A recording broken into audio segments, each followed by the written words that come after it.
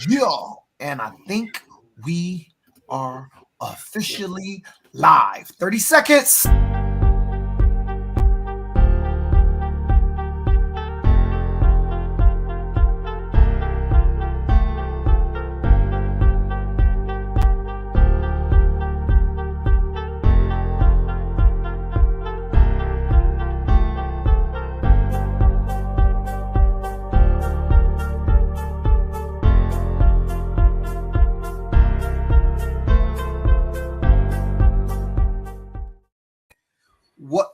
What up?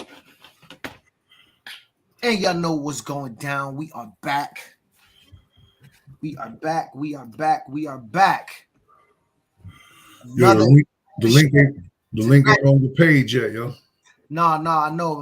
My phone acting up. It is now, though. Just refresh. Word.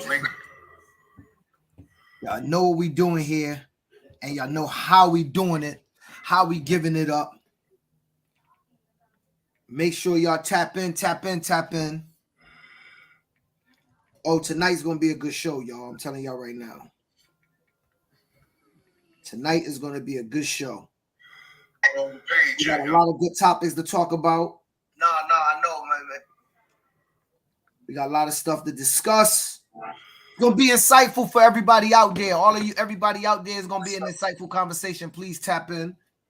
You know how we engaged everybody. We make sure, we talk that talk. Unlike all these other, like, we're a real youth football podcast. You know what I'm saying? Like, and if we're a real youth football podcast, unlike a lot of these. We're also a real youth football forum where we have real dialogue and trying to give people real gems. Yeah. We try to give them the game. That's the goal. That is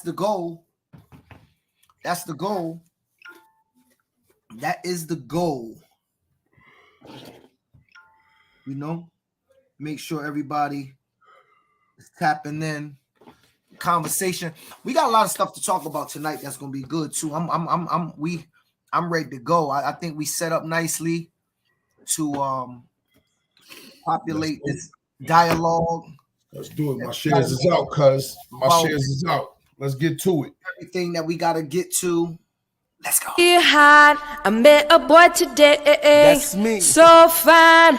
If you know, tap in, share the post. It's your boy PH, aka the Press, aka Mr. Above 140. Come to my town and get with me. She love I'm around. It's not about the amount of talent you have. It's 100% about the work ethic. Ask your coach or anybody that's been doing this. I met a boy today. So fine. Why is it? And they're going to say, oh, yeah, that's illegal. Cut this. Cut it out. All you coaches out there, cut it out. Because that's BS.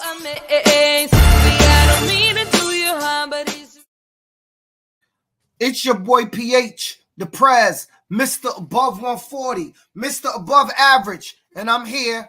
Another exciting Wednesday. It's your boy Coach Career, the General. GeneralGridiron.com. The GeneralGridiron.com. And today, Tito, we're going to start this conversation off nice and fresh. We're going to start it off with the question, Tito, that you see at the bottom. The ripple down effects from the college transfer portal to prep schools and Catholic schools. So let's talk about it. I'm going to turn it over to you. Tell me what information you know. Well, no, I just got, obviously we're both in the business of networking and dealing with coaches. You more on the prep school side. Me, I deal with more of the Catholic schools because, I'm a product of the Catholic school. For people that don't know, they're always asking questions. I spent my middle school years going to Catholic school. I went 1 year of high school to Catholic school, so I know some things. Anyways, either way, though, I got 2 calls this week specifically from 2 different schools. I'm not going to name the schools because it's not important. That there was an increase in people applying from prep schools because kids have been there 2-3 years. Like, for instance, in one case, a running back went to a prep school. He's been there 2 years or 3 years, one, as a reclass, but 2 years basically football-wise. And he's only got 14 carries in 3 years going to a prep school. So with with everything we know that's going on with NAIL and the portal and everything, that effect is starting to trickle down all the way now from kids leaving the prep schools and go to the Catholic schools, which in turn is going to thin out a lot of the availability, even the Catholic schools now, for incoming 8th graders. So now it's affected us all the way down like we knew it would. We touched on it last week. Right, yeah. That it's going to affect us even at the youth level. Now you're going to start seeing more reclass 14-year-olds to stay in middle school a year. You're going to see how this is going to change now, even down at the youth level, where you're going to see more people opting to take an extra year in middle school because they know they may not touch the field right away, and they'd rather be older than younger when they enroll in high school. So we talked about this last week where we discussed that those 8th graders that get prep school offers right away, it might sound like an advantage, but in actuality, with the transfer portal pushing everybody down, it actually is a disadvantage to get that 8th grade offer, right, into prep, because now you're 13 years old joining prep where you could have a 16-year-old freshman. 16-year-old freshman, right? And now you're competing for time versus 16-year-old freshmen and returning players. The other thing I heard, which I wasn't sure of, and I'm sure more people that are involved with the prep schools can answer this, is that a lot of these prep schools don't have JV and freshmen. So you go there and you're really watching for a couple years. You're playing scout and doing all of that, but you're not getting on the field like that, because a lot of these prep schools, from what I understand, don't have developmental teams. Ms, what up? Kelly, what up? Hey, so they both said what up. What's going on, fellas? So my brothers. Wow. So it almost sounds like, I'm gonna be honest. Jessica Franco said, and her son is the starting quarterback at Windsor. That is her experience. Only varsity. Her son started varsity as a freshman, right from Windsor 095 national trip, straight to varsity. But he's a pedigree kid too. He's a pedigree kid. He's a pedigree kid. Yeah, his pops was a D1 athlete. You know what I mean? His grandfather played in the NFL. Right. No, he's a pedigree kid. So that doesn't shock me about him. He's not like a freak of nature size. I mean, talking about a kid. His pops is like 6'7". We talk about it all the time where we say, we talk about it all the time where size will get you places that talent could never sometimes get you. Like there's some kids. Oh, absolutely. They'll just take you and say, I don't care what his skill level is. Here's a rumor I heard about even UConn. UConn ain't offering no freshmen unless they're 7 feet. You hear what I just said? UConn's basketball team, the only freshman that's going to get offered because of the way the portal is, the only way they're looking at freshmen is if they're 7 feet plus. And somebody could fact check that. That's the way of the world now. Where what I'm talking about, the trickle down, how it's affect us. If you're looking to play a sport in college, let's just be honest, at this day and age, if you're looking to play a sport in college, let's just be real, Tito. You either have to be a freak of nature or you have to play lacrosse or football out of our area. Very few children is going to end up playing basketball. Now, let me give an example. I want to start here first. Let's start here. Look at the lacrosse percentage. That may seem low, but that's high as hell, Tito, of the number of people in lacrosse that would even go from high school to D3. Lacrosse is higher than basketball and football in every category. Think of like it's low, but it's that 7% is high as hell, dog. Yeah, no, we got a better chance of doing that than the other two. If you add 7 plus this is like 9.3 plus 3%. That's around 12% of kids that play lacrosse will get into college to play college sports. That's high. Now let's take basketball. 3.4%. Now let's talk about basketball, Tito. It's only 5 people not on the court, 6'5", though. 6'6", 6'7", 6'8". Point guards are now 6'6". Yeah. We see these kids' parents. Your children are running around. The father's on social media bragging. And I'm not knocking nobody. I just want to say from my perspective, if you 5'6", 5'10", and mom's shorter than you, and your kid's balling out, this percentage goes down for you right here. Right. It goes down. Forget about that. This percentage goes down. High school kids going to college, that percentage is lower for you because your son's nice. There's a kid that's 6'7" in Texas doing the same thing. A kid, Tito, I'm not going to say no names, who played for our team one year. He was dropping like 40, 50 points at a high school in Hartford. He ended up D3. He was averaging around 40 or 50 points, T. I want to shout out Primo. Primo actually is starting point guard at Florida State. And I think I read on internet the other day, he was my starting quarterback. He was the guy, West Haven should know him, because y'all held him out for 0.8 of a pound in the state championship game and we had to beat y'all. But let me get back to it. Primo put up 39 points against North Carolina about a couple weeks ago. I'm going to go ahead and search it. Primo put up 39 against North Carolina. Kid from Hartford. 39 points against North Carolina. You have to be a freak of nature. Will Solomon balled out in the ACC. Terrence Christie from Windsor. Terrence Christie, and now Primo, 39 against NC on their head.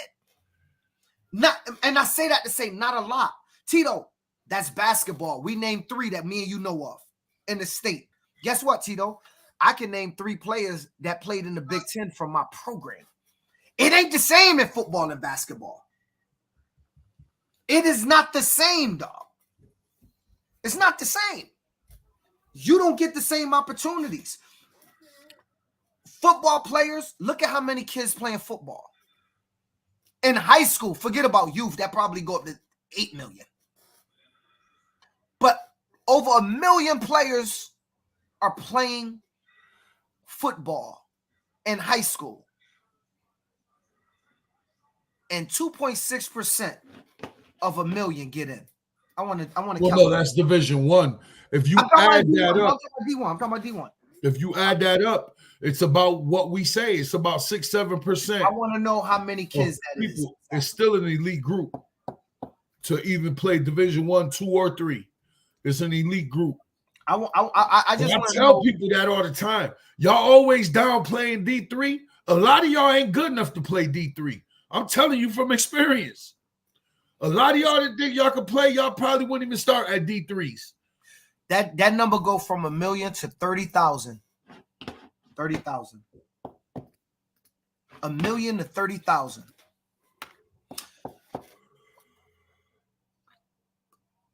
In basketball, Division 1% of 541. I what is that, like 5,000? Yeah, something crazy. That's like hitting the lotto. 1 in a million, dog.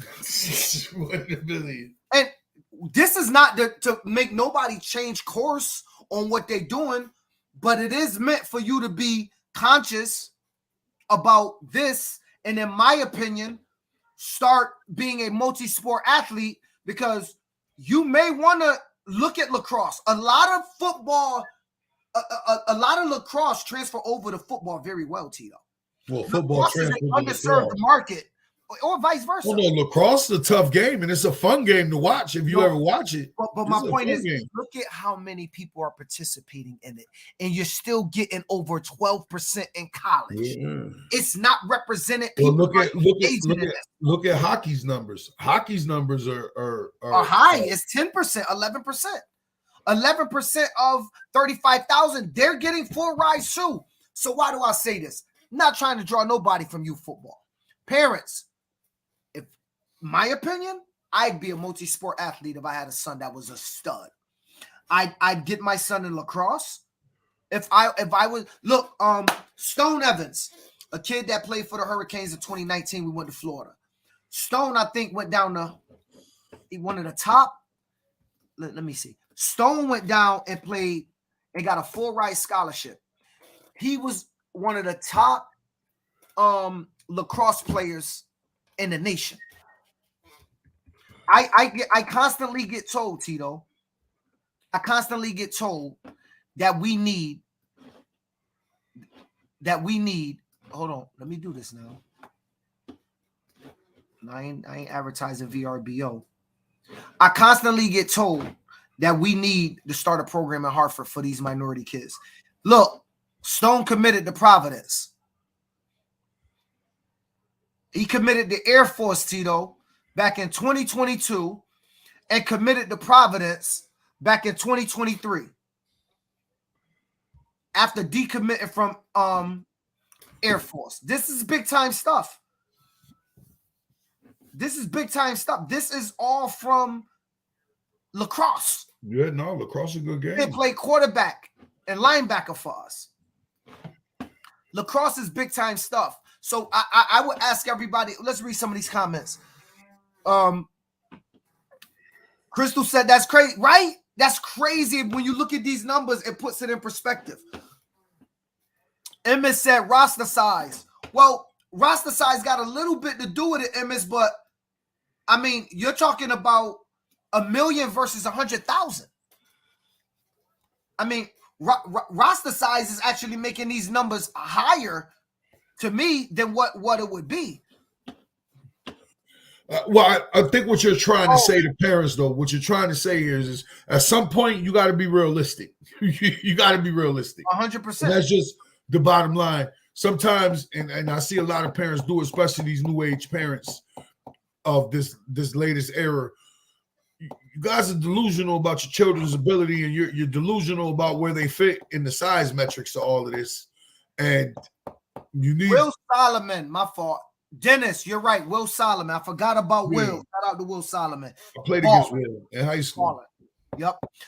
Tyrese said, one of my bro had to go D3. He's going to be the best D3 program, D2 Shepherd University.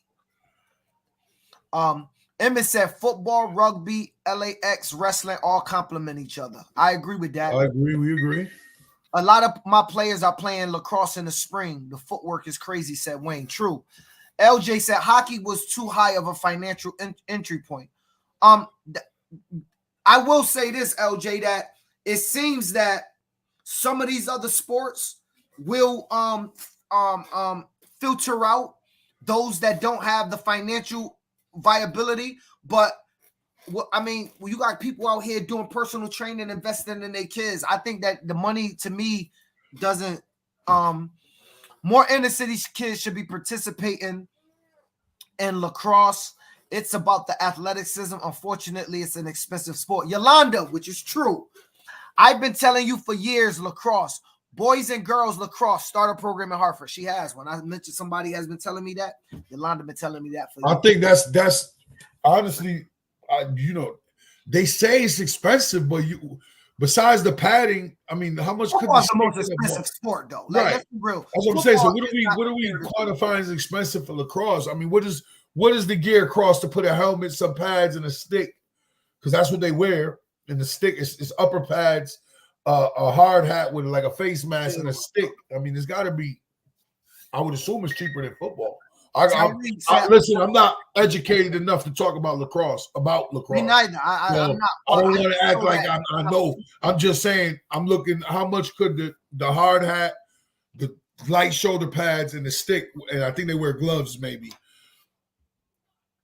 Yeah, they do. Hockey money is also guaranteed if you make it professionally. Let's not forget that, Chaz said. The travel is expensive. I mean, is it more expensive than traveling to Georgia for a football tournament and then traveling to I don't know. I never did it. Helmets are 150, pads is 100, or a better stick is about 50 and up. $300 is not that. And you guys also got to realize that, like, I just got a text that outside of Power 5 D1, there are no free rides with these other divisions. Even in 1AA, there's not full scholarships. You're getting partials. You understand what I'm saying? Yeah. So that thins out those numbers even more. Well, financially it does. I mean, they're still taking in the kids, but this is the financial release from the family burden that right here, right? And somewhat here, depending on how much they like you, they can put together a nice financial. Yeah, they can put together packages. They just put together nice financial. Yeah, absolutely. Really affordable. Dude, I went to 4 years of college, and my bill, when I left, my bill with all the money I was getting, my bill was only $16,000, and I was pretty much room and stay. $16,000. That's not bad actually. That's pretty good. I mean, I have to pay $16,000. That's a freaking amazing cost. You know what I'm saying? But Tito, I think that is good for us to kind of let the parents know just what we're seeing. Look, don't take our word to be law. If you don't disagree, if you talk to a coach and they told you something else and they're a trusted ally of yours, by all means, go with what Listen, you. All we do is here. We here to give knowledge, giving you information and perspective. Information. That's it. We're not trying to tell anybody what to do or how to do it. You raise and do what you got to do by your kids. How you do it. We're just here to give baseline information. That's it. And I think it's important that we do that. I think it's important that we continue to at least try to feed the parents what they need to be fed. But Tito, we need to talk about something. We need to talk about something very important. So I put up a video of a guy that ran onto a basketball court when his son was pushed. Let's watch it. Let's discuss it.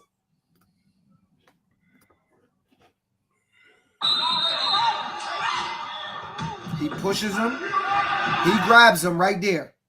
This guy grabs him. Here come the father. I'm going to play it again. This is the play right here. He ain't really pushed the kid, but he kind of swung his arm. Nothing major.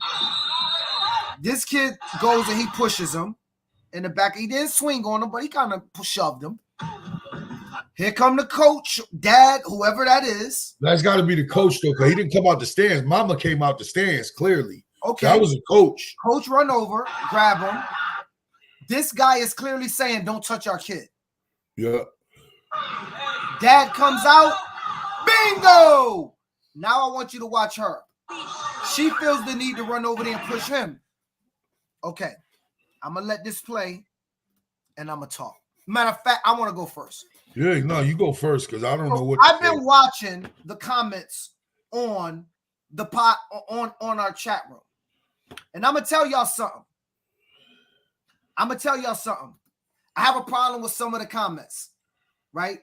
The comment right here. It doesn't seem like the apple fall too far from the tree. I have a problem with that comment. Because I'm going to tell you why. The basketball games that we used to play in the hood, that was a normal thing. Now get out of here, man. You dunk on somebody, you talk shit, they push you back. And if y'all scuffle, whatever, but it wasn't you. A grown man do not leave the stands and put his hand on nobody's child. I've been saying this and I'm going to say it again. You do not get to decide the level of volatility that comes your way when you decide to take that route. Now, most of y'all saying, oh, if he would have shot him, it would have been too far. If he would have stabbed him, it would have been too far. If he would have hit him with a bat, it would have been too far. How far do you take it when somebody put their hands on your child? Well, it shouldn't happen. It shouldn't happen. No, I want to know. Everybody out there, these comments that y'all saying, right? When we saying, you know, I even heard Steven Soros say, which I disagree with. We go, everybody keep going, well, what caused that kid to push him? It don't matter. It's a sport. Two kids pushing each other. This is what it in the stands. Listen, boys, especially raising boys, growing up with a brother, boys are going to do things like that. I think the part that's missing here is if you're a father of a boy and he gets into a tussle with another boy, whoever's right or wrong, you got to let the boy see who they are in this world without you interfering. Dog, that's the problem. His player and said, "Don't you ever let nobody push you like that again." Right. The kid was about to run after getting pushed. That's you use that moment. Right. Look, he's getting attacked. Like you got to see. Gonna get attacked. You got to see who you are in this world. You can't.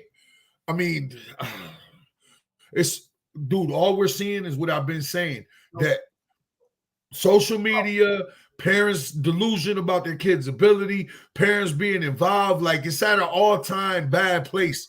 Because before that even thing unfolded, you had two parents, wherever that guy came from, the mother running out the stands. I don't have a problem with what the father did, because if you'd have touched my kid, I'd have probably did the same thing or even worse. I want to play something. I want to play something. I want everybody to listen. So let me predicate this. This is my close friend that I grew up with on Bedford Street. His name is Kendrick Moore. So Kendrick Moore, for y'all don't know some background history, Kendrick Moore played basketball at Hartford Public High School with Marcus. So Marcus back-to-back state champs. Right? Back-to-back state titles. Kendrick ended up going to Missouri first, then he transferred to Providence. Yep. He was a Friar. So he does great basketball training. He got a cool podcast. Y'all should watch it. A lot of motivation. He's a motivational speaker. Very dear friend of mine. I heard this prior to seeing the video. I text him today, brother, I'm going to be using your content on my podcast. I just want to let you know. And obviously he was like, we peoples use it as you want, but I want everybody to listen to this. Listen to this. The element of the parents, like that involvement in it, like that part right there is crazy. Like I say, like, I'm glad Troy, like, again, we talk about the different eras, but I'm glad at our time, our parents stayed home. We went to our practices. We practiced. We didn't come home and complain about the coaches. We practiced hard against whoever was in the building, worked our butts off. That's what we wanted to do. Like, we didn't come home and complain to the coaches. And then if our families came to the game, they clapped, they supported, they cheered. We don't need to, because once you start doing that, Troy, you start involving your family who loves you into this emotional space, and they think they got to protect you now. So this unsportsmanlike behavior that's happening right now in terms of parents on the court, Troy, it didn't start there. It started, just think about school now. And he talked about school. Listen. The kid get to run home from school, complain to the parents, and then the parents, instead of them asking the kid what's going on and blaming the kid, they call the principal to complain about the teachers. It's a trickle-down effect. Parents are getting too emotionally invested in these children games. If they child don't win, they're on social media talking about their football coach. My son didn't get the ball. He's the greatest player in the United States of America. And my son didn't get the ball. Phil don't know what he's doing.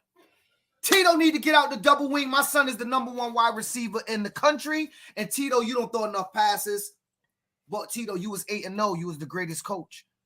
But when you lose the championship and my son don't get the ball, don't catch the pass, Tito's the problem. Our parents are becoming too emotionally invested in these games. That coach, listen, everybody, there's a rule. Let's start a rule right now, Tito. This is the new New England rule. In football and basketball, the #1 rule is the Phil Bryant rule. I'm going to tell y'all like what the rule is. You ready, T? New rule in youth sports throughout New England. No matter what's going down, don't ever touch the other team's kid. That's not even a new rule. No, it's the new rule because clearly it's a blurred line. Because it happened to us last year and it didn't go well. So I'm going to say it again. There's a new rule in New England youth sports, especially in football. If kids are fighting and I run on the field and you run on the field, you only touch your kid, I'm only going to touch mine. I'm also agreeing to the rule. I will not touch your player. I might grab him and he slips. If the if it looks to the father like I yoked your kid and he slipped, now me and the father got a problem. Ain't no telling what might happen in the parking lot. It took off. Father got a life. I got a life. Somebody could be throwing their life away in that moment. Because I got people that ain't trying to see me get touched. He got people that ain't trying to see him get touched. It's not a tougher than. It's a mistake. There's a lot of suckers in jail. Everybody should touch their own kid. This man should have grabbed his child if he felt his child was in danger. For all of those asking the question, well, I'd like to know what transpired, what caused it. Who gives a shit what caused it? Whether the kid said something derogatory, whether this kid was having a bad day, whether somebody's dealing with something at home, it's two children shoving each other in a football game or in a basketball game. Adults do not touch other people's children. You want to protect your kid, grab him and protect him. That's how you protect your children at home. You protect your kids. I just think that whatever that father that ran off the stands felt, he was 100% justified in my eyes. You don't touch somebody else's children. Tito, if your son is ever playing football and I walk off the stands and I slap your child, Tito, I don't get to decide what level of violence you use against me is justified. Yeah, and that's what people in these comments are doing. They're justifying the level of violence. And to me, you guys got to stop justifying the level of violence. That father can do whatever he wants to do, whatever he feel he needed to do, because his child is looking to him, Tito, like your son will be looking to you or my daughters. My dad is supposed to protect me. He's in the stands. Another grown man is jacking me up. Where's my protection? I mean, but whatever happened to just let him, I say it all the time, even when my nieces and nephews around and they start bickering. Look, I don't get involved in kid problems. Y'all need to figure that out. Like, you know what I'm saying? Whatever happened to that, like, you got to let your boys see who they are in this world. Okay, they got in the kid swung an arm, the other one pushed him. I mean, I didn't think it was nothing they called for. No, anybody getting out the seat. Anybody getting out the seat. You know what I'm saying? So Gene said, Coach need to grab his own players. Tyree said, no adult should put their hands on any kid, period. And also, that little boy ran. Source said the coach should have protected his kid, not attack the other kid. Agree. Gene said that's not a new rule. Y'all keep saying it's not a new rule. Not a new rule, but clearly, it keeps happening. Clearly, it's not a rule. It's a we feel like that should go on. So let's make it an official rule. Only touch your child. Unwritten rule. No, but see that now we gonna write what we writing it down now. Right. It was unwritten, but we gonna write it down and engrave it and pass that thing out at coaches' meetings. That should be in all national rule books. Do not touch the other team's children under no circumstance. If you ain't walking through the line shaking hands, don't touch them. Don't touch them. You don't get to say. I don't even like my team got no hurricane fight and grab my kid. Well, we were just in Florida. Our second game in Florida, at the end of the game, there was a little tussle. I mean, I don't even feel comfortable having to restrain our own kids, but I'm a lot more comfortable restraining our own kids. Like, I would never, even in the heat of battle, I've never thought to separate the other team without separating mine first. Like, it just, it's common sense. It's common sense that's been lost here. Gene said, protect your kids by signing them up for wrestling. That's true. Good sport. He probably would have scooped them and wouldn't have ran. Yeah. Said, look at how the coach looked at the other guy before the dad came. He looked at the coach like, what you doing? True. He looked at the coach like, what you doing? And the mom who grabbed your son, then you run over and you shove the guy on the ground. You do not get to do that. Because I'm going to tell you, mothers out there, he might have a mother with him. And when mom see you push her husband or her boyfriend, now she got a right to put her hands on you. We have to stop touching people. Lady, you do not have a right to put your hands on that father. We got to stop. Listen, nobody wants violence, but you do not get to decide the level of violence. You don't. And because a kid get into a shoving match, I think it's so disingenuous to assume that they're a bad family or they got some type of something's wrong with them. To say the apple didn't fall far from the tree for protecting his child, that you jump to that. because his son pushed somebody in a basketball game. Michael Jordan has done it. LeBron James has done it. Kobe Bryant has done it. Draymond Green. Brady, Draymond Green, Steph, every basketball player in the world you know have done it. But in this situation, a 12-year-old or 11-year-old or 10-year-old kid, the apple didn't fall far from the tree. I don't like the insinuation of that statement, because that's just not cool to say. I've done it playing basketball. I played against the pub one time. I was in South Windsor before I went to I was going to Hartford. I went to South Windsor for a half a year, played varsity basketball. I was playing against Juan Ortega. Who my other boys? I was playing against all of them. My boys was in the stands. Dog, I was popping stuff. We was pushing each other, all that. I was from Hartford. They knew me, so they was, I had to let them know, man, look, because I'm with South Windsor, bro, y'all not about to bully. The apple didn't fall far from the tree. That mean my mom's violent? I didn't know my father. That's why I said my mother. I just think that was far overbearing. They didn't have to. We don't know what happened leading up to the incident. Again, Steve, why do it matter? Why do it matter whether one kid was frustrated and he pushed him from the get-go without nothing happening to him, or the kid said something to him that prompted the push? The coach, starting with the coach touching him, nothing that happened before him changes anything I feel personally. Whatever happened before him, to me, is obsolete. The coach should have grabbed his own kid, then the father wouldn't have never tackled him. And if you look at the video again, Tito, I want to play this again because something's being missed about this. The kid was walking off. That coach never had to jack him up. The kid that pushed him was walking off. He pushed. Look, right here. Let me go again. He pushed him right there. He's pushing. Look where he's going. This kid is exiting the building. That coach could have ran to his kid and asked that he get ejected or attack. That's a sportsman thing. That's what the sport says in the rule book. You get ejected. So clearly, the rule book is dealing with this type of situation. Now look, that right there is right there. All bets are off.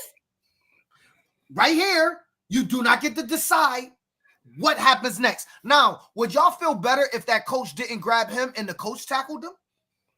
Let's assume it wasn't the father. The coach that ran in and basically was trying to stop him from touching his kid. Watch. He right here. Watch. He like, hey, he there. Now this kid, he thinks, see, this is the privilege. He think he can point over there and go, this kid something needs to happen to this kid. You could have said that from over here with the other kid. But no, look. Now he pointing like, hey, what is he doing? None of your business. That's what referees for. Here come Lawrence Taylor. This was a great tackle. We should show this to our children. Talk about form. I don't know if it was a tackle. It was like a half punch, half tackle, like a Superman joint. Like now, and again, parents, keep your hand. This lady, right now, let's make an assumption. If this is his wife, Tito, what do you think she's going to do right here? When that lady gets up and push him, it would have been even more of a fight.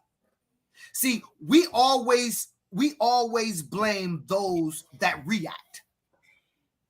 Those that, even in football, the person that get ejected is the person that react, not the person that initiates it. We tell our kids that.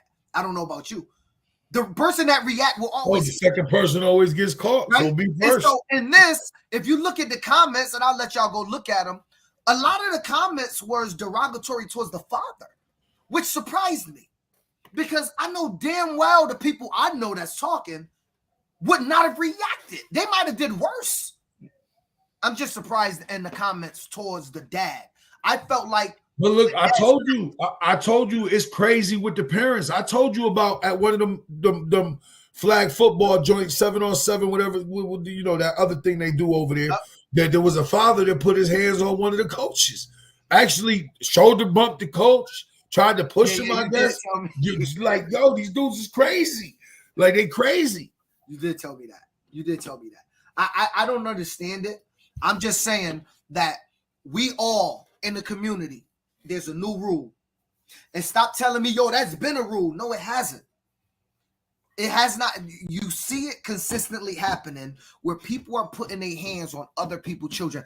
Not always derogatory, but the problem is, Tito, New Britain parents expect Tito to protect New Britain kids when they in the stands.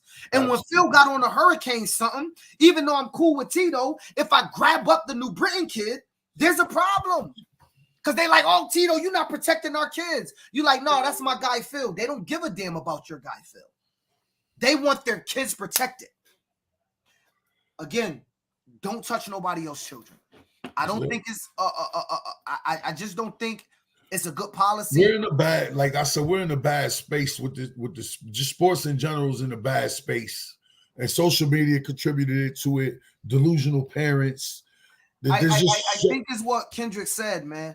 Yeah. Parents are getting emotionally invested in their kids. Not kids' success. But I'm talking about game to game.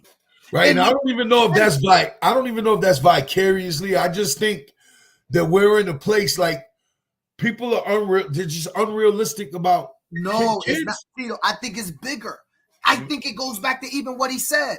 Your kids are coming home complaining about a teacher. And you have parents are going to get the teacher in trouble, dog. Yeah, no. What are we talking about? Yo, do you not know? I don't know about you, but I wasn't able to tell nobody. I wasn't able to tell the principal or my teacher. My mother used to come up to the school. I used to get scared. I never got scared for the teacher when I was younger. I just didn't want my mom coming to the school for me. Like Mr. Nesmith from Martin Luther King School, and I'll say this so y'all could berate him. He was one of the most influential men in my life, and part of the reason why I stayed on a straight and narrow as a child, and why I'm here today with degrees, multiple of them to be back. I used to get paddled. I don't know if that's I used to have to stick my hand out. I went to a Catholic school. I went to a Catholic school. We would get hit with the stick. I was in public school, Martin Luther King. In the hands, like, yo, you get they whack you. Stick your hand out. I never went home. Yeah. It was like, Mom, they hit me with a paddle. Should have been like, what was you doing? Oh, me and this kid had a fight. Did you win? Yeah, well, you got your ass whooped. I'm not saying we should go back to that. All I'm saying is the thought process of if asking your child, finding out, you know your child. Everybody know your child. You know your child flaws. I got a bunch of kids. Not a bunch. I got 4. But I got kids. I know when my kid tell me something, nah. Yeah, I know when they bullshit. You did that. Right? You did that. Yeah, absolutely. I know when my kid did something, and I know when they didn't, depending on what they tell me. Now, maybe some of y'all don't take care of y'all kids, or some of y'all ain't in tune. But you know your kid, y'all. Come on, y'all. You know your child. Like I said, I don't even think it's right. Win.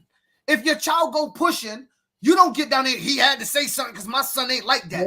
Emotions in sports brings out. Here's the other thing. Like now, when you talking about trying to get to the next levels, there's people that notice how you're behaving with your child, and there's coaches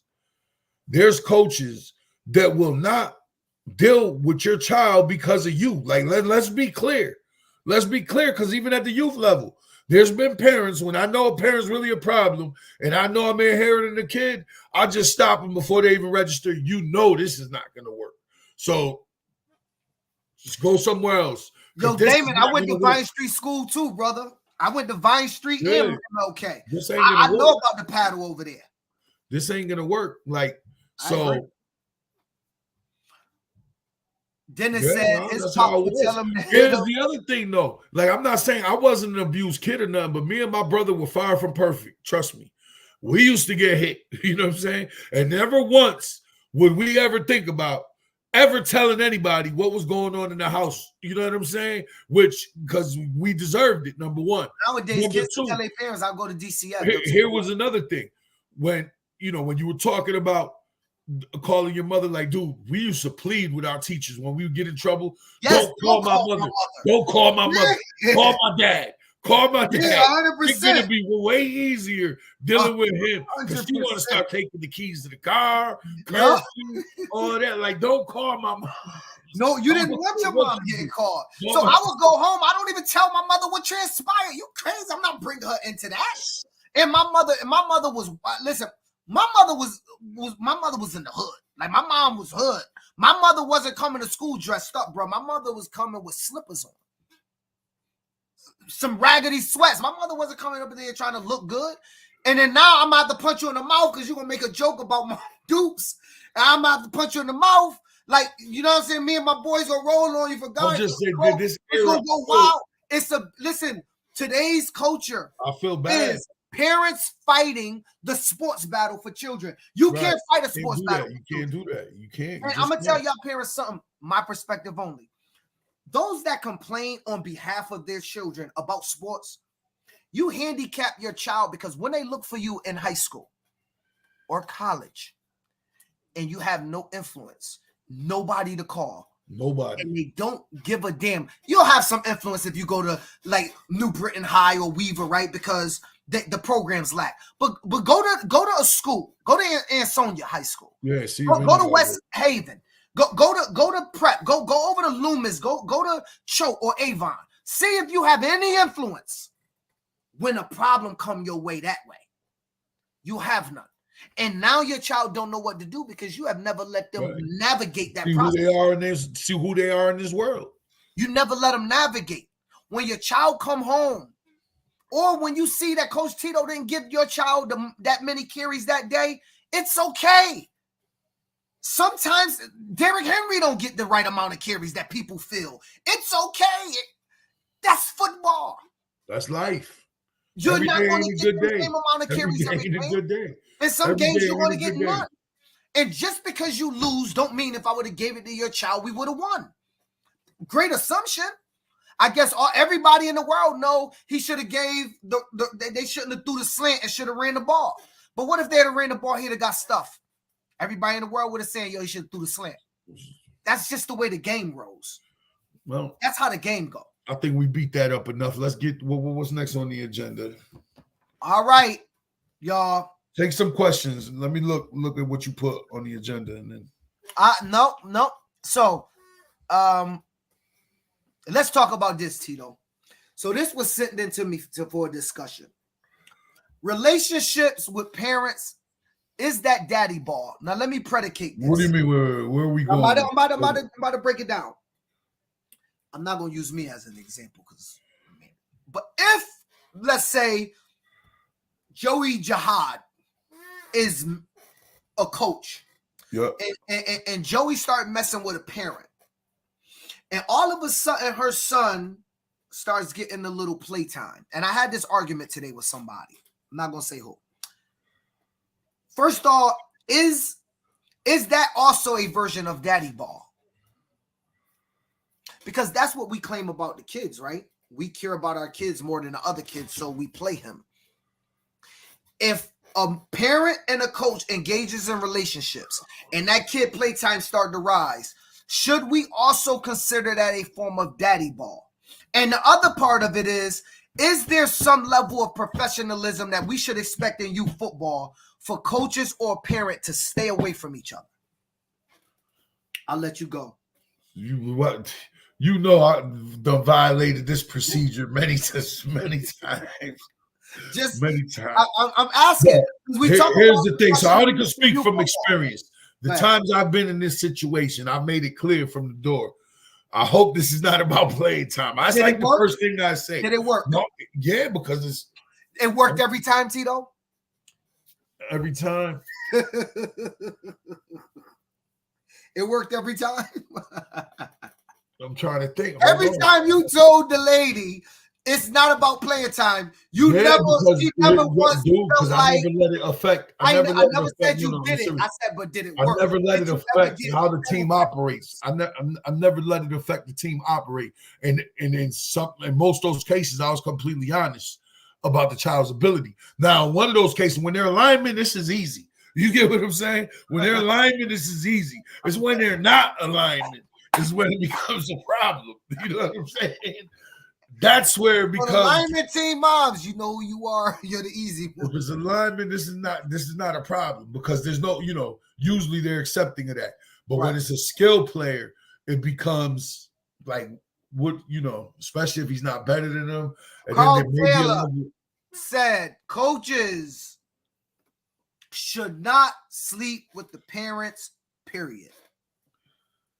This is not the job, though. Like, that's where everybody still, even though we want to, you work at it is a business and we try to carry it with professionalism, but you can't tell adults what to do. You can't tell consenting adults who they can like and who they not can like. They tell you at the job, be professional, don't sleep with each other. They pay me a check every Friday. I get a check. So if I give you money, I could then say you can't sleep with the team mom? See, no, we're not talking about team moms. The question was team moms or parents. The question was team moms or parents. Relations. Should you probably do it? No, but we know what happens. We know what happens. That's not sugarcoated. We know this happens. We know it happened, but the question is, should there be a level of professionalism where it doesn't happen? I mean, I guess you can. If that's the standard you create in your program, you can hold people accountable to that. It ain't that serious. We in it for wins, not women. I thought those were the benefits of coaching.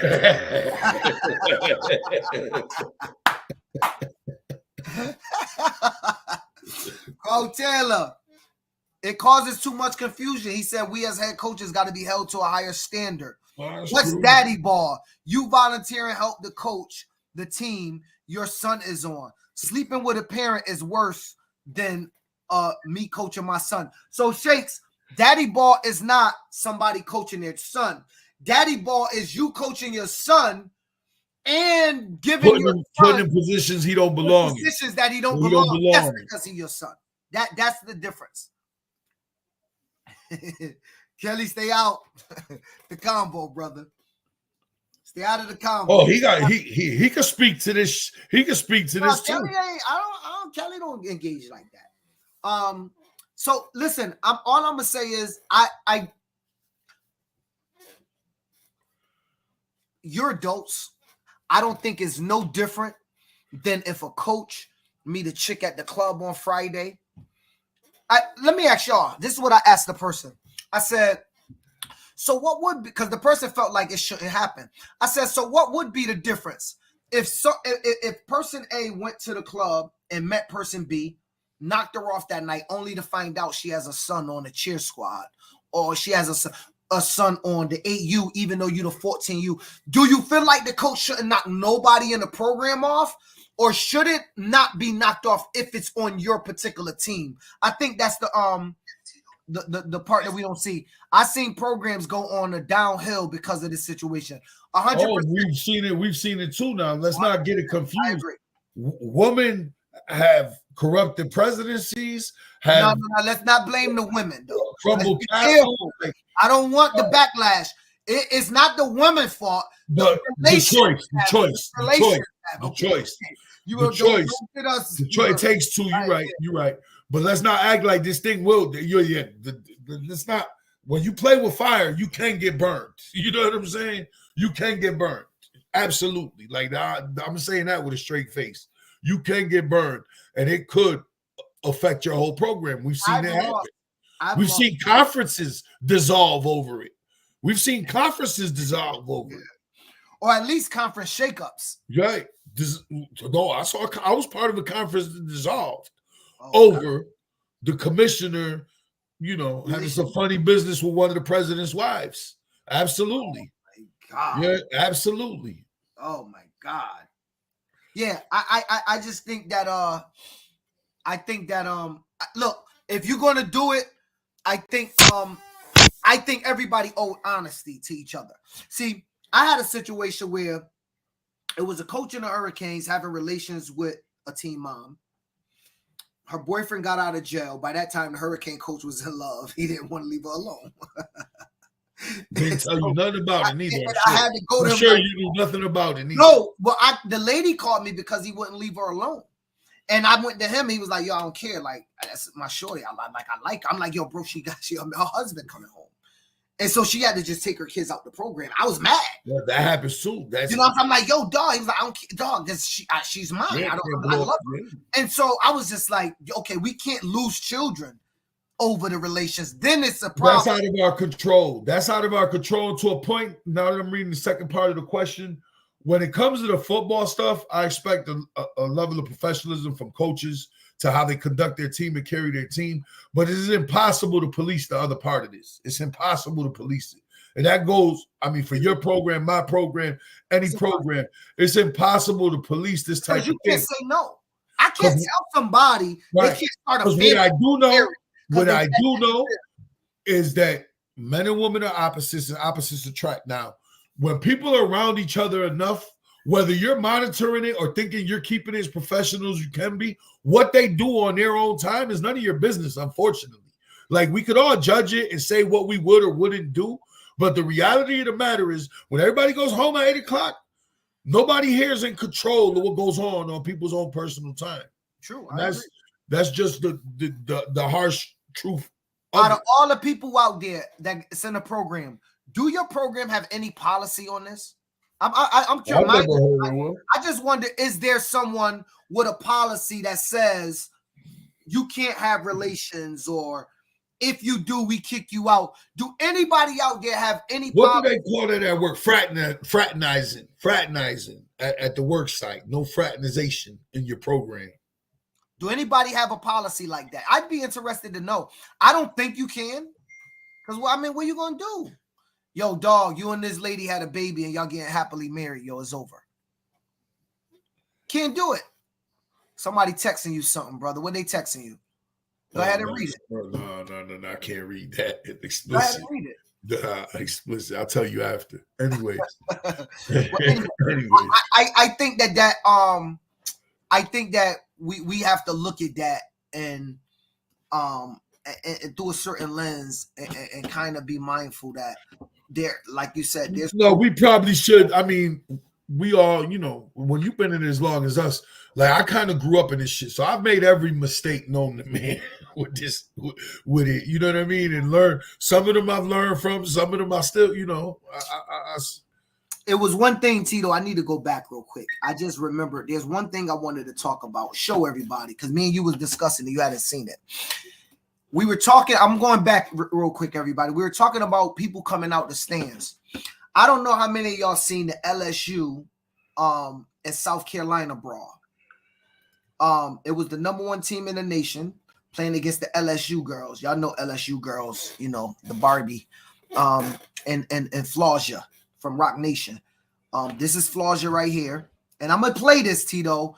And I'm playing this because you're going to see, I believe it's Flausia brother. If I'm wrong, I apologize. Jump out of the stands. This is a college basketball game with the #1 team in the nation playing another. I think LSU might be in the top 10. No, they're good. Didn't they win it last year? They won it last year. Yeah. Dog. And a dude is jumping from, and you're going to see the police. Watch this. Blow up the screen. Blow up the screen too. Let me back it up so we can see it all. Oh, they pushed her. Hold on. I want to back it up so everybody can see exactly what happened. 6-0 run Gamecocks. So she grabs her. They bump. Watch this girl come in and push her. Oh, y'all missed it. They're going to replay it.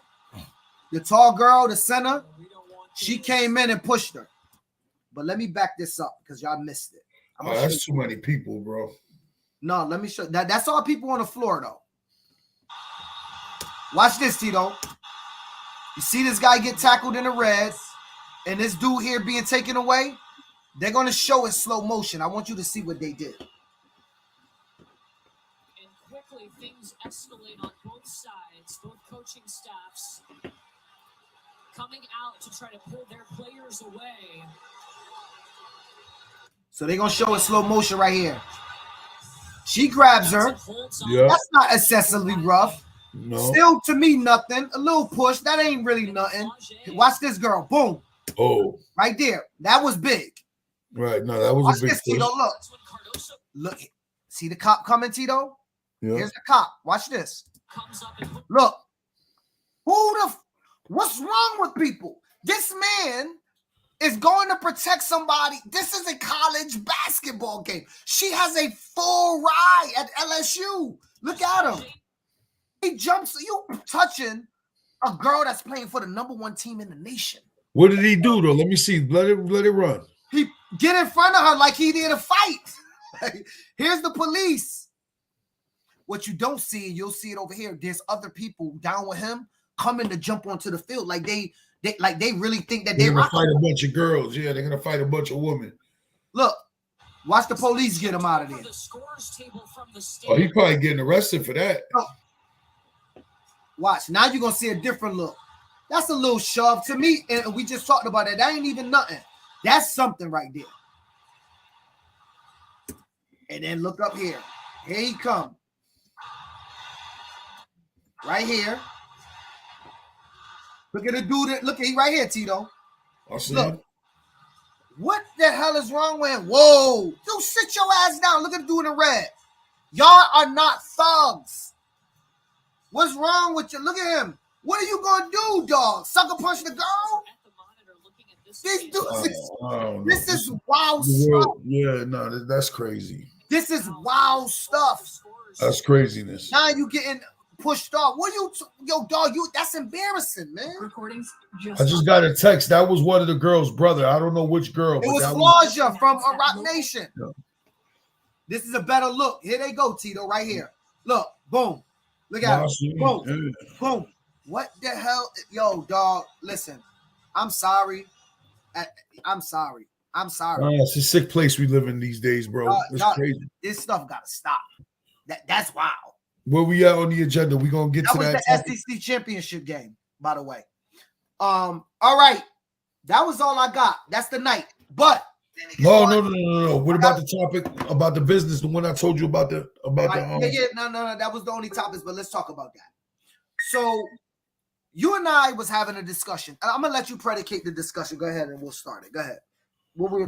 I just, thinking about the off season and everything that's happened and what I'm seeing certain situations unfold where I believe people are putting their personal feelings in front of what's best for their organization and the business of their organization, and how your personal decisions, because we've seen this happen time and time again, and how you feel will ultimately dissolve your program. You will lose your program by making decisions based on how you feel instead of what the business, the land of the business is giving you for cards. You understand what I'm saying? Like the field, you know what I'm saying? You get a hand of cards, you get a hand, you got to play your cards the right way for your organization to sustain. Well, you put your feelings and personal feelings and loyalty and all that before what's best for your organization, you can wind up folding your cards, is my point. Well, let me say this, Tito. I think this is the first year you and I talked about this, that we have seen people completely act like they have no awareness of what's going on around of the landscape of you, right? Of bending it way too long. And it's like there's programs out there floating, and they are going to lose their programs, right? If they don't forget about the right decision, a decision for someone. Well, you always got to make the right one, though. When you're working from it at that level on the business end, you got to do what's best for your. But Tito, sometimes you have made wrong decisions. I've made wrong decisions. Right. I'm saying whether the decision is right or wrong is irrelevant. You got to make a decision. Another level of something. We're not even seeing decisions being made. Right. You got to make a decision and live with it. Right. We're seeing time lapse, and I'm gonna see what Tito's gonna do. I never ever have I made a decision based on what anybody other program in mind. Listen, this is going to affect the U, the H, like that's all I've ever asked. I've never said, I'm gonna wait for New Britain, and I'm gonna do what New Britain do, or maybe I'm gonna wait for. You cannot operate in this business like that, because doors start to shut. Boom, boom, boom, boom, boom, boom, boom. And then you're gonna be like, oh snap. Quicksand. Then the other thing is not calling a favor. Right. The other thing is, bro, and we've all learned this in just survival instincts. Self-preservation is number one. You understand? When you're operating at the front of an organization, the rule is protect you and the organization's ass first. Number one. At all costs. Number one. Do what's best for you. If you are operating under any other code, and I'm just telling you from experience, you're going to lose in the end, dog. You're going to lose in the end. So another thing is if you're going to be close to people, you have to understand the relationships that you and other people have. And just because you're loyal to them don't mean they're going to be loyal to you. Don't ever get that confused. Don't ever. No loyalty. See, don't ever get that confused. Don't ever get that confused. You don't like somebody much more than they like you. You know what I mean? Like, or they even care about you. Anyways, I do think that you and I thought that it was important because it is because we see how many people have we seen over 20 some odd years in this business. How many guys we seen that put their feelings in front of what's best for the business and how that worked out for them in the end? Like, I could name you 3 or 4 programs that people put their personal feelings besides what was best for the business, and we've seen the programs completely go away. You know what I mean? Like, at some point, dog. Or if they're not completely away, they've been hanging around with 1 or 2 teams for 20 years. Like, they can't get over the hump. You know what I mean? You know, they can't never get no momentum. I think that it was, I guess it was the reason this came up, everybody. It was shocking for me and Tito to see teams that we that we traditionally have known to be so much in limbo for so long. Well, not even understanding. I know in the landscape. I think what got me is that they don't realize some of the things they're coming up with or some of the ideas that they had. Those doors are already closed. All those guys are taken care of. How aren't you aware of that? You get what I'm saying? I think it goes back to relationships. I honestly do. I think it goes back to relationships. When you don't have relationships, you operate in a bubble. And if I'm operating in a bubble and I only know, and I don't have a relationship, I can't call. We're Carl Taylor from New Hampshire, right? I mean, not where that's where he at. Manchester. If I can't reach out to Carl to say, yo, Carl, what's the land? What's popping off up there in New Hampshire? And I can't reach out to the Boston Red, say, yo, what's going on in Boston? And I can't reach out to Nas in Jersey, say, yo, what the Jersey landscape looking like? When you don't have the relationships, you operate in a small bubble. And the smaller the bubble, the more compartmentalized your view of the youth football landscape. You're short-sighted. You're short-sighted. When you're that small of a bubble, you don't have foresight at that point. You have small focus. You get what I'm saying? And so what ends up happening is you put your program in that bubble. Because they only could go as far as you can imagine this thing to go. You're only going to grow as far as the knowledge you have in your imagination. That's it. That's all you have. You have the knowledge and your imagination, right? You have to know how to operate in this business and navigate. And can you foresee certain things? Like, you have to foresee. You got to have a little bit of foresight in the youth football today. You got to start looking around. You got to be like a chess player. You got to be a couple steps ahead. Because if not, you're going to be the last person on the Titanic. And when you are, and everybody go, yo, we good, bro. Ain't nobody else can get on our raft. It's too heavy. And everybody pull off to shore. You got to go down. The ship is going down. You can swim. It ain't going to be an easy task, though. I mean, let's be honest, Tito. You had to, and off relationships, put together a whole season one year just based on relationships. Yeah. I couldn't imagine what that's like. I did it 2 years in a row. I don't know what that, I wouldn't. Pandemic year, and then we went independent AYF, which, you know, we all know how that went. Thank God we're back at AYF now, so no harm, no foul. But for 2 years, we were in limbo at PAL, and you knew I was stressing because you talked to me behind the scenes. But somehow, always, like I say, somehow I just always managed to keep the shit on the river somehow. You know what I mean?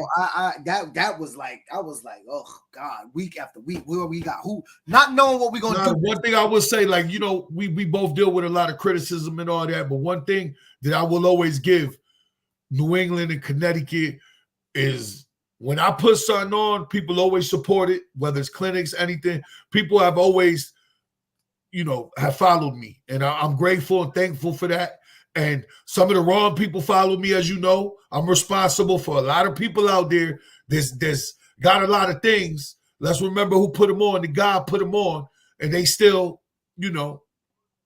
But for the most part, people have, a lot of my mistakes have been made right by people supporting and getting me through. So I'm thankful for that. But yeah, I haven't always got it right, for sure. And we've done some risky things, and if they worked out for us. Carl Taylor said he did 4 years off just relationships. Yeah, no, he's another one. He's a rebel. He's another rebel. He's willing. We know he's willing to go in the fire. It ain't easy though. I don't wish to be back there. I'll tell you that though. I don't wish to be back there. I'm good. I'm good money. All right, Tito. I did an announcement. Let's watch it and talk about it. Wake up. Where am I? Black Panther versus Joker. I did Superman versus Flash. I did Scooby-Doo versus the Rugrats. Red, black, lime green, black. Got it. Let's start at the beginning. Your name is Alex Mason. 61, AFK. Special Ops 203. What up? They sure are the special ops.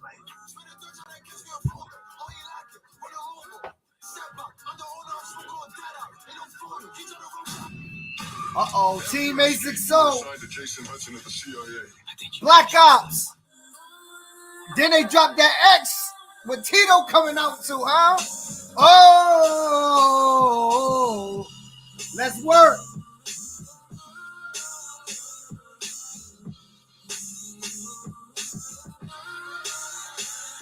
SP the Ghost. Call of Duty is the theme, everybody.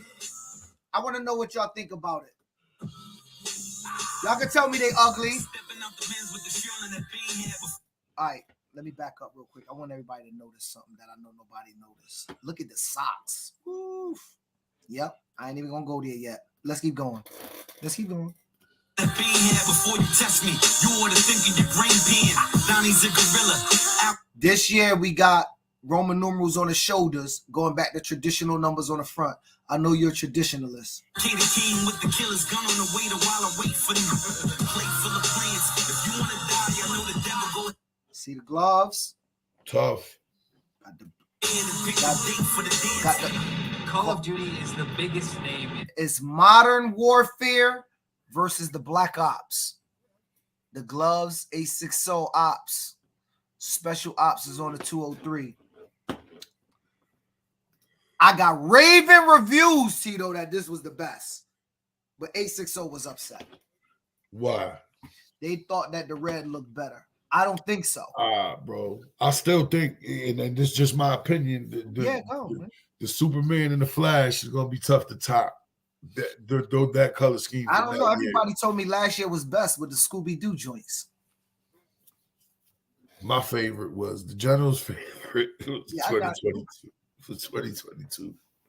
So far, these are always when you show the pictures, it doesn't bring out.